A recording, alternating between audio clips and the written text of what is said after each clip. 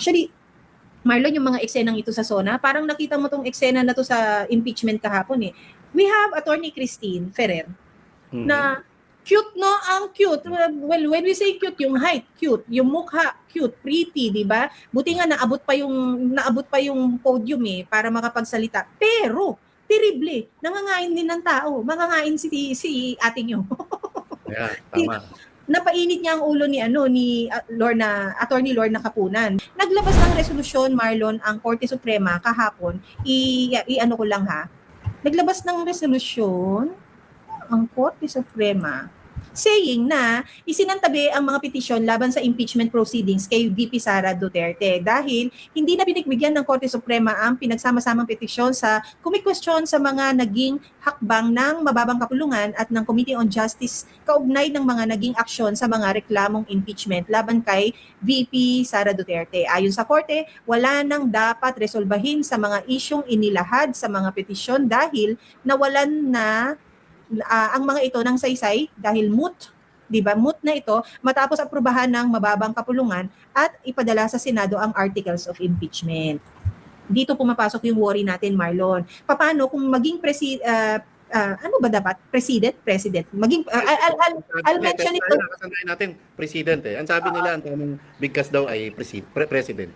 Pero tayo okay, depende sa school. Depende sa dila. Depende siguro sa school, depende sa dila mo, depende sa ano rin ng profession mo, no? Pero tama ka, I've always been very comfortable pronouncing it as president. Okay. Kasi pwede nating sabihin sa bagay. Dapat ang ano ni Marcos ngayon, President Marcos Jr. Dapat na president na lang si Marcos, President si Inday. Ang pangit na president doon, pagka si Marcos. Diba? Speaking of president o president, ang pangit nito, kahapon o nung isang araw natin binabanggit yung justice delayed, justice denied. Ito yung problema. So, ibig sabihin, ito halimbawa, tama rin, galing ni Derito as yun din lang nasa isip ko na pagpalagay mo, naaresto na si Senator Bato de la Rosa. Ibig sabihin, pwede na agad i-diretso na naman ng gobyerno si Senator Bato sa dahig dahil hindi pa rin kumikilos at walang ginagawang aksyon yung petisyon na inihain ng kampo ni Senator Bato sa pamamagitan la Attorney Torion na dapat balinaw na idaan muna sa mababang korte yung kaso ni Senator Bato bago siya dalhin sa ICC.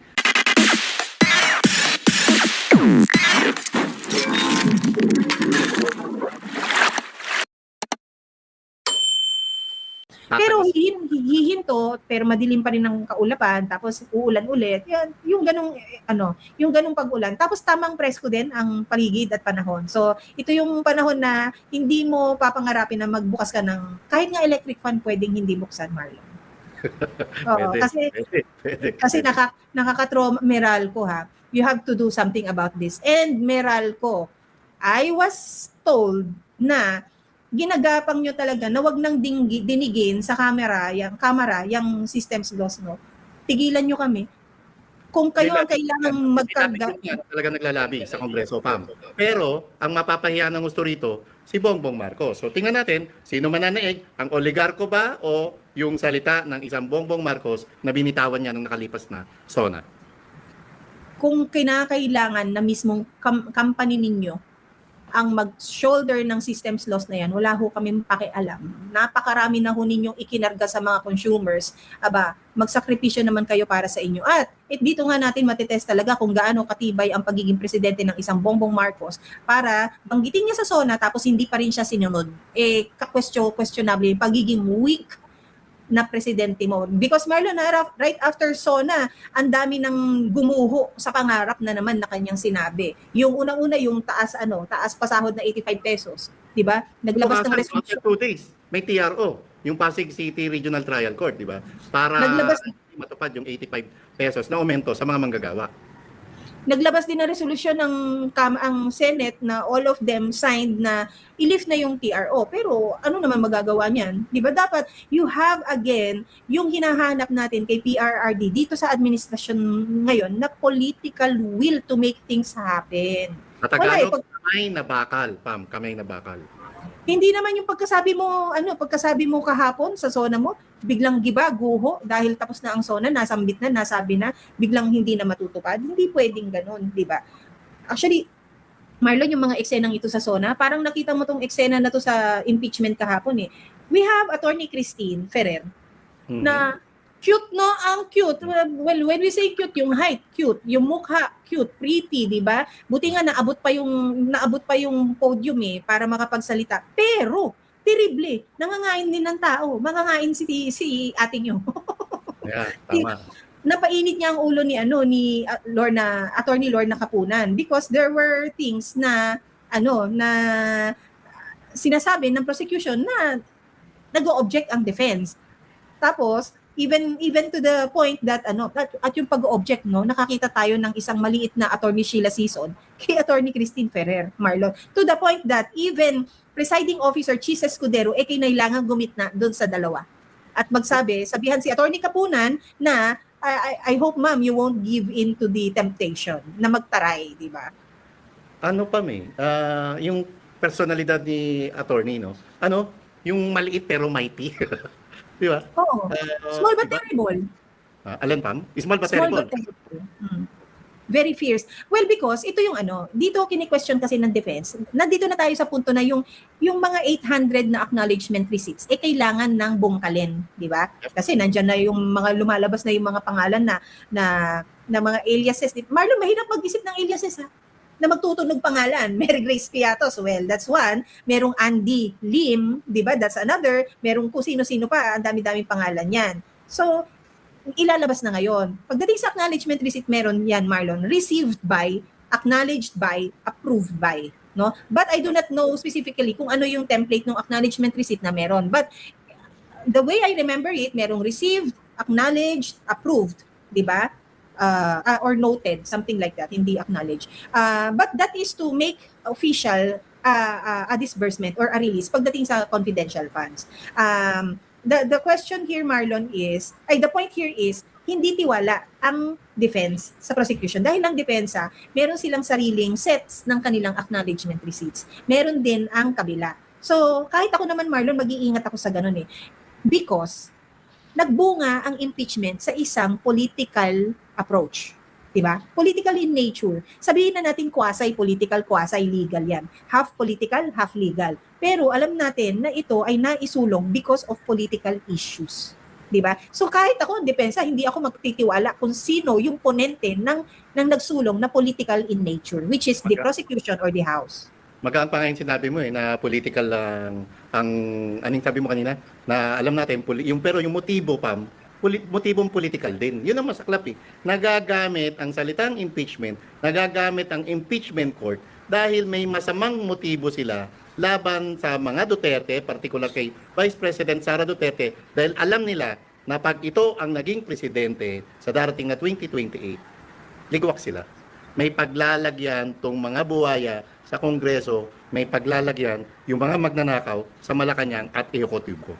Actually, Marlon, kahit pa paano kasi if you see the lighter side of things, no, pwede mong ma-appreciate na nangyayari itong mga ito because it only opens the opportunity na pagbaba ni Marcos, pwede ko rin galawin kung ano yung na naaayon sa batas ha, dahil ipinaglalaban nyo naman na ang lahat ng ito ay naaayon sa batas. Lalong-lalo na pala, Marlon, balikan natin ng sandalian, ipasok lang natin to. Naglabas ng resolusyon, Marlon, ang Korte Suprema kahapon, i-ano ko lang ha, ipasok lang natin. I think this is the one.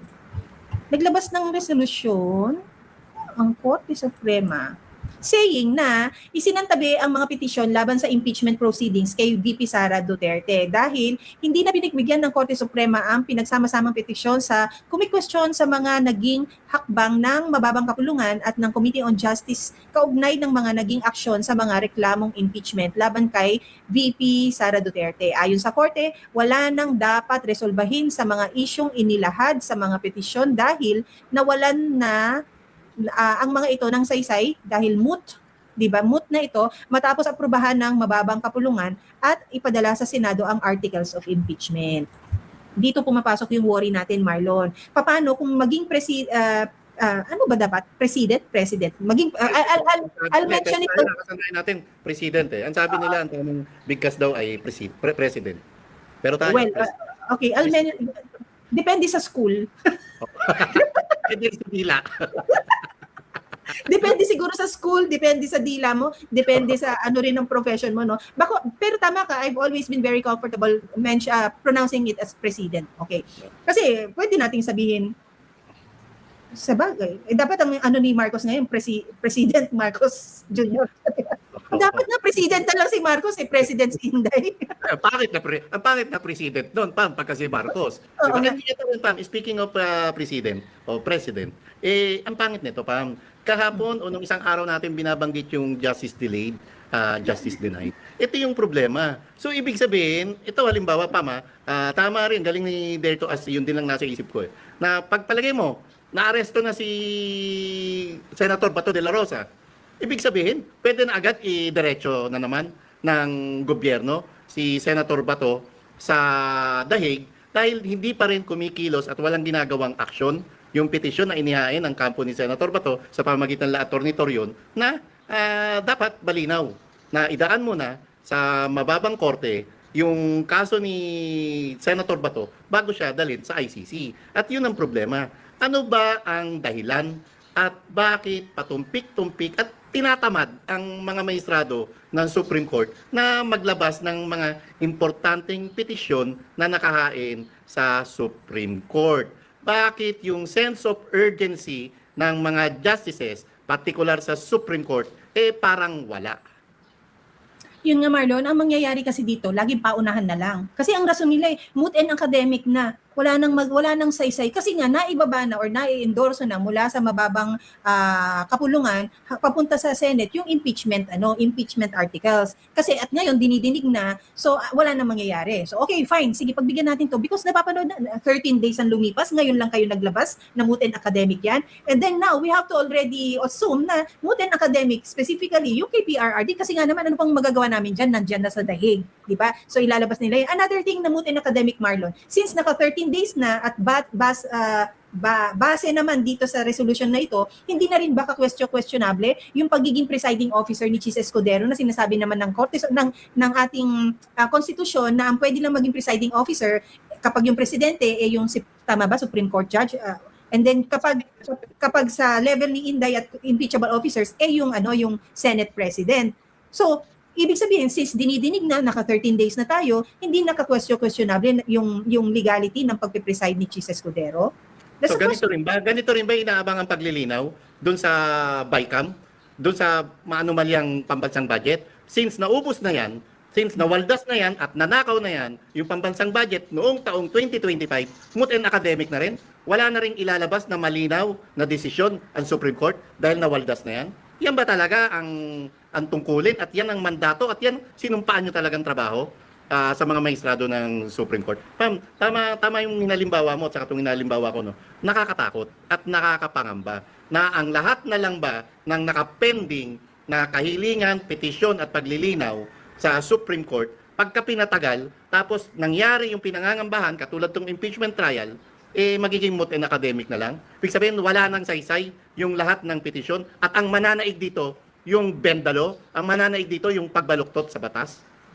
At ang mananaig dyan, Marlon, yung intention mo na baliin yung batas. Tama kayo, yung bendalo. Because maghaharing uri, Marlon, yung intention ng mga kalaban na paunahan. Diba? Kasi tama yung dito paunahan, Marlon. Kasi ang sabi dito ni Captured Moments by Juvie, no? Urgent motion pa yan. Yung ibang filing ang ginagawa nila very urgent motion, di ba? Para sana harapin mo, dinggin mo because yung kaso ay nangyayaring pangkasalukuyan. Hindi mo dapat hintayin na mangyari pa, maiproseso pa. Kagaya nga nang dinidinig na ngayon yung impeachment na questionable yung ginawa dahil nagkaroon ng mini trial sa House of Representatives. However, dito ang sinabi lang, Marlon, malinaw, na moot and academic lang kasi nangyayari na. Pero hindi niya sinabi na illegal yung ginawa ng House of Representatives. So, again, this opens a precedent na pwedeng gawin ni VP Sara. Tapos imagine, Marlon, yung reference ni VP Sara for the legal decision na gagawin niya, ang sasabihin niya, according to the Duterte versus people, yung sarili niyang kaso. Doon sa kasong isinampan ninyo sa akin, ang sabi ninyo, pwedeng mangyari ito. So, dahil idinala nyo ako sa sitwasyon na ito at may reference ako ng sarili kong kaso, i-a-apply ko ngayon sa inyo. Imagine that, ilang tao ang matatakot na may kaso kay VP Sara kapag presidente na nakaupo ito. Although, hindi niya ugali ang mapaghiganti pero ugali niya, Marlon, at practice niya na mag-refer black and white sa batas. Tama pa. Pambalikan ko lang yun sa tungkulin ng Supreme Court. Very basic lang na definition o trabaho ng three branches of government. Ang legislative to legislate a law o to create a law, ang executive to execute the law, and ang Supreme Court to interpret the law. So nasan yung interpretation ngayon kung ang lahat na magiging desisyon ay moot and academic na? Nasan doon yung mandato nyo at nasan doon yung kahalagahan ng Supreme Court ng kataas-taasang hukuman para maipaliwanag kung ano ba talaga ang nasasaad sa batas. May nagtatanong kahapon, jurisprudence na ba yan? Hindi.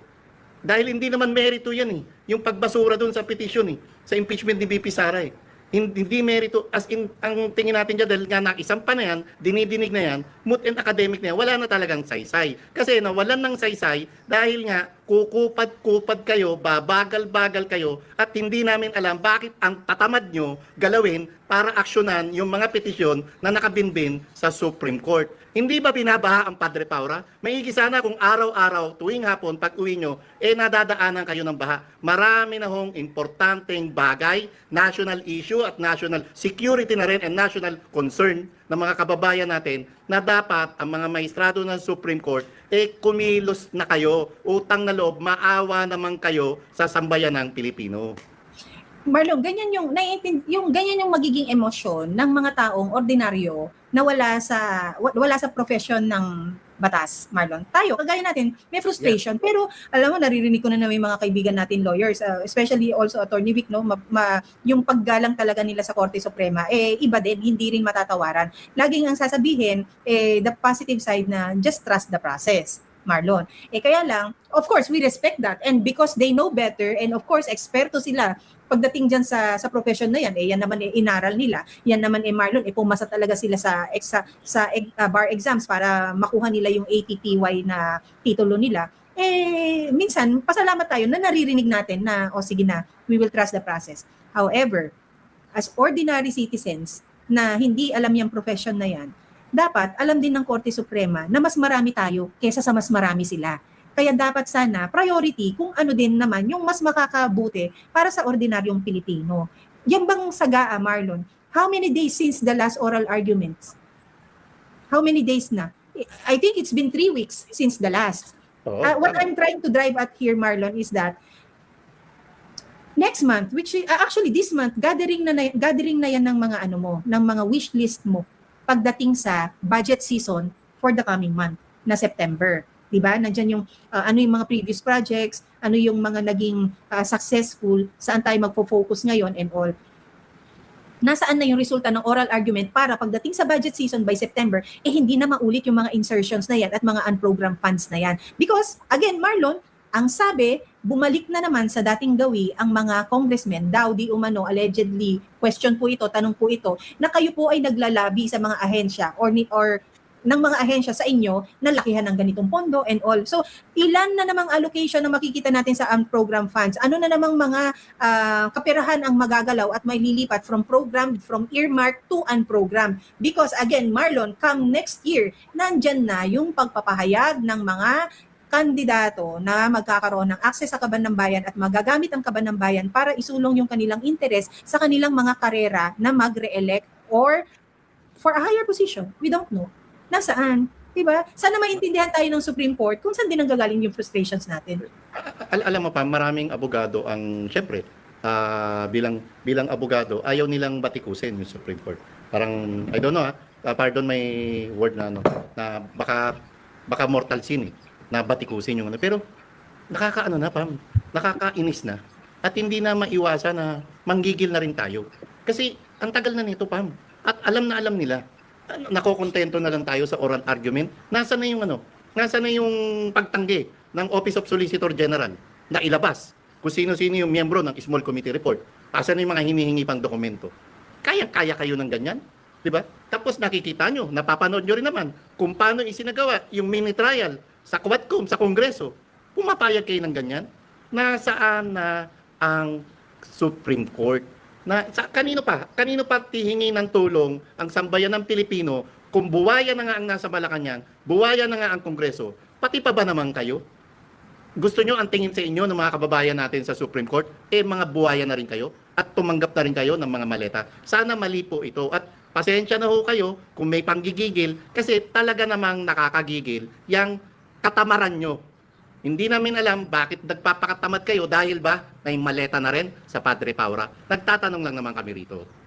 Siguro, ako lang naman, my personal take, probably has nothing to do with katamaran, but most likely to do with prioritization. Anong priorities nyo? Kasi umuusad naman mabagal nga lang, pero babalik tayo doon sa hindi na natin naiiwasan at talaga namang nakikita natin, evident na masyado, Marlon, yung kasabihang justice delayed, justice denied. Because this petition from the side of Inday Sara or Vice President Sara Duterte, Marlon, nangyari ito months ago during the first Committee on Justice mini trial. Tapos, since na-delay nga, now, VP Sara, na-deny siya ng isang hustisya na sana, may due process at tama yung kanyang pinagdadaanan ngayon na impeachment. So, indeed true na justice delayed is justice denied. The same case for PRRD now sa mga petition na meron dyan. Will it be the same case for Senator Bato? Di ba? Hanggang ngayon, hindi ninyo nilalabas Kaya yung mama hanggang ngayon nagtatago. Hindi nyo mabigyan ng garantiya na didinigin siya mismo dito sa local court. Di ba? Yun ang nangyayari. Gamit yung salitang katamaran kasi baka lang mainsulto, di ba? Yan tama, sabi mo, umuusad naman, ang bagal lang. Babalik natin yung matandang kasabihan. Aanin pa ang damo kung patay na ang kabayo. Please naman po, yung sense of urgency nyo, kilos-kilos din naman. Unless na merong dahilan nga uli na kaya ayaw nyo gumalaw, ayaw nyo kumilos, ayaw nyo umaksyon, kasi wag naman sana, mali ang hinala ng mga ilan nating kababayan na meron na ring maleta sa Padre Paura. Sana, mali kami. Ano nga yung sinasabi mo dati? Goons in robes. Tama. Oo, hoodlums in robes, di ba? Hoodlums in robes. Diba? Sana walang ganyan. Sana hindi. Ako sana, I will always stay on the positive side. Being, nai-inspire tayo sa practice, Marlon, at talaga namang mga imahe ng mga lawyers sa defense side, no? Pero, yun nga, as an ordinary citizen, no, Marlon, ibigay nyo naman sa amin na ma-frustrate din kami dahil kami yung apektado. And even if you authorities are the ones in power at the moment, no, that doesn't make you not a Filipino affected. 'Di ba? Apektado ho kayo. Apektado ho yung mga apo ninyo na maapektuhan ng isang maling pamumuno sa bansang ito. Yung iiwan ho ba sa atin na bansa, bansang puno ng mga katotohanan. Bansa ba yan na maunlad pa para dito manatili ang mga susunod na henerasyon at para hindi sabihin sa kanilang mga sarili na hindi na tayo uunlad dito sa Pilipinas at hahanap ng ibang bansa kung saan sila maninirahan. 'Di ba? Ganun yun So please allow us na i-express naman yung frustrations namin at sana rin makarating sa inyo at galaw-galaw naman, kilos-kilos naman. Sa mga panahon na ito, patapos na ho yung administrasyon na yan. Fixed term naman ho kayo, makikinabang kayo until VP Sara is the president and 1 more year. Tama, no? Pag upo kasi ni Inday, kung fixed term ka, aabutin nyo si Inday as president Pero wag na rin natin tignan kung sino yung magiging presidente. Tignan na lang ho natin kung saan po ba nakakiling ang inyong prinsipyo. 'Di ba? Na para sa sarili ninyo, para sa legasiya ninyo, dahil hindi po panghabang buhay, kayo ay nandyan. 'Di ba?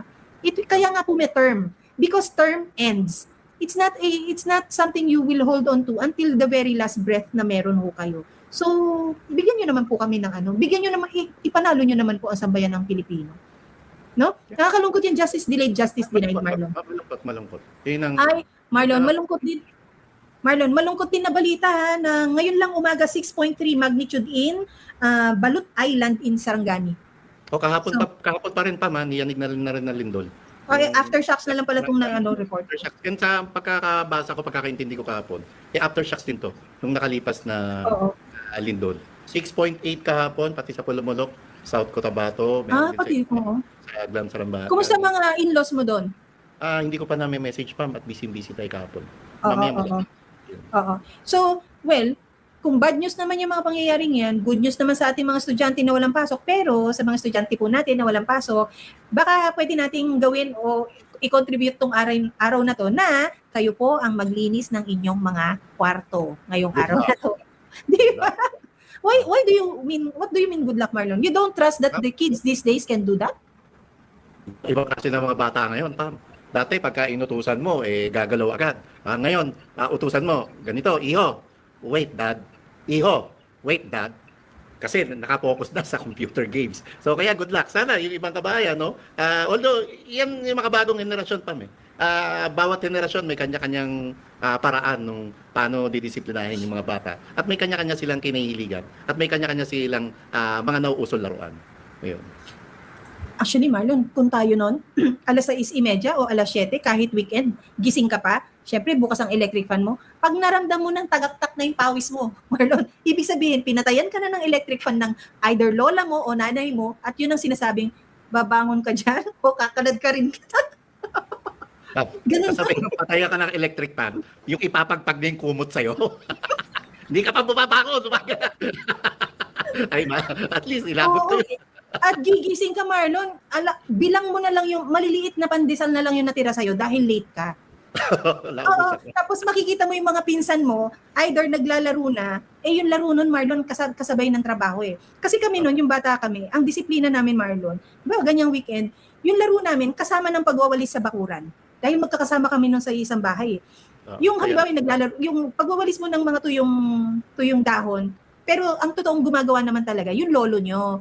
Siya naman talaga yung nagwawalis. Kayo naman, nakikiwalis-walis na lang, kasama na yung laro.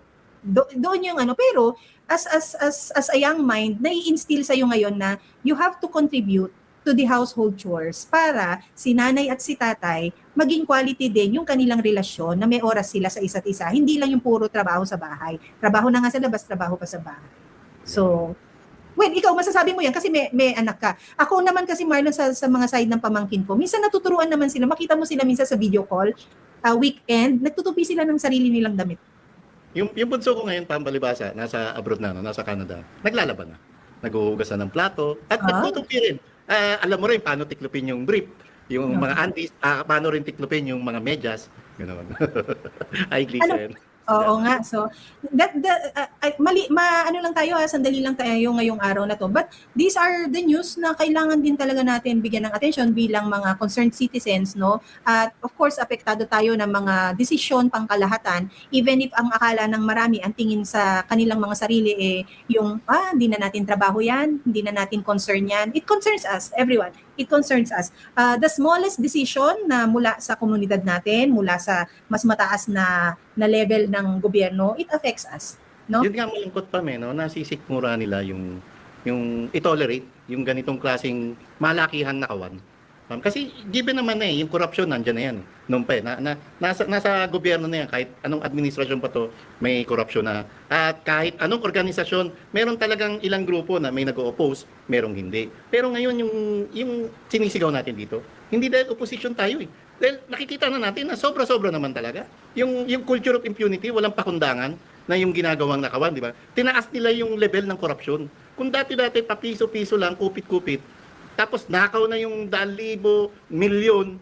Ngayon, napaka-cheap mo kung ninanakaw mo, milyon lang. Ang uso ngayon, 100 million, at ang uso ngayon, billion.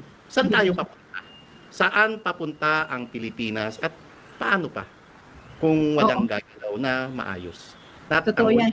Ang natin ngayon, Supreme Court. Your side, 100, patapos na kami. Low audio, pasensya na. Sumisigaw na rin ako rito. Pasensya na, ha?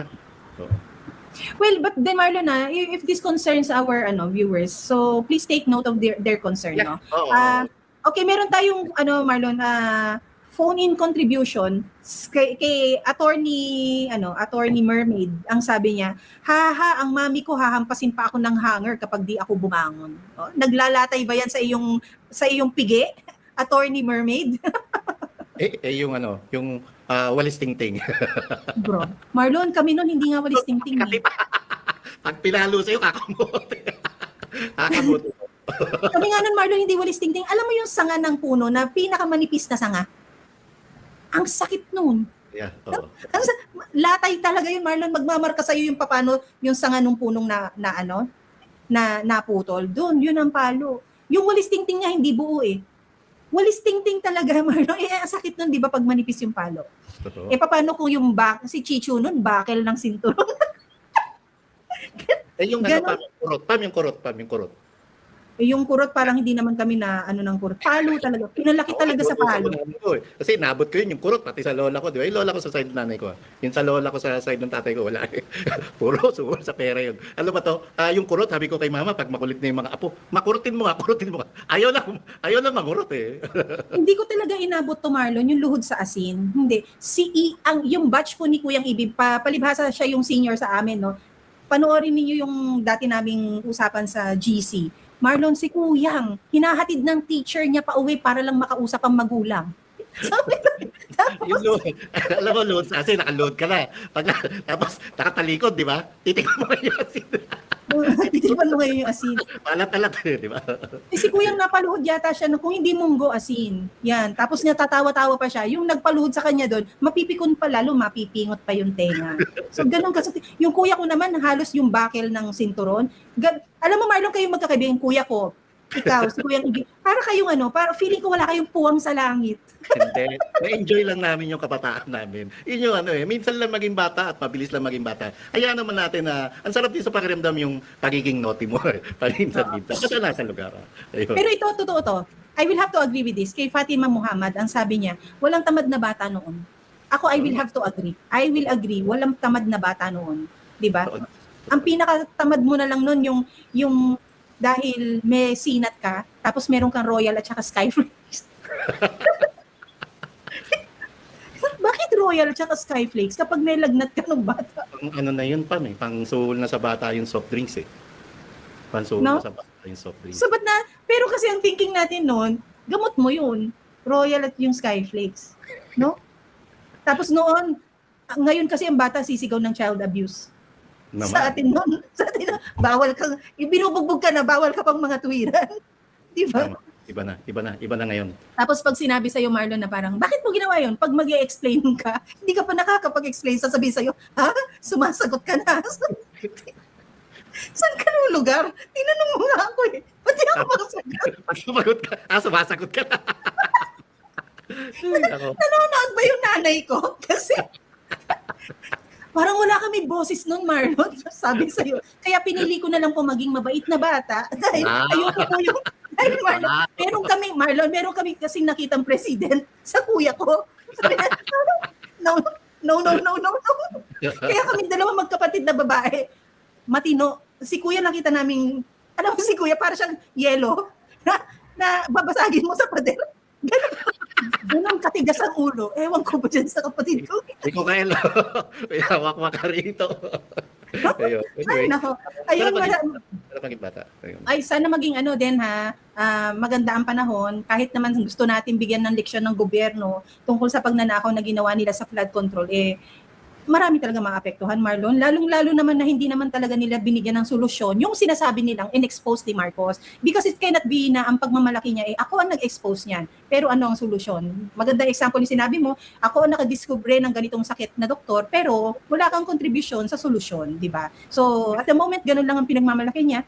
Siya ang nag-expose, even if siya naman talaga, Marlon, ang mastermind. So, And, balikan natin unang zona, bilang na araw ng mga smugglers and hoarders, ano na nangyari? Pangalawa, 5,500 flood control projects, ano na nangyari? Pangatlo, mahiya naman kayo, ano na nangyari? Yung ICC.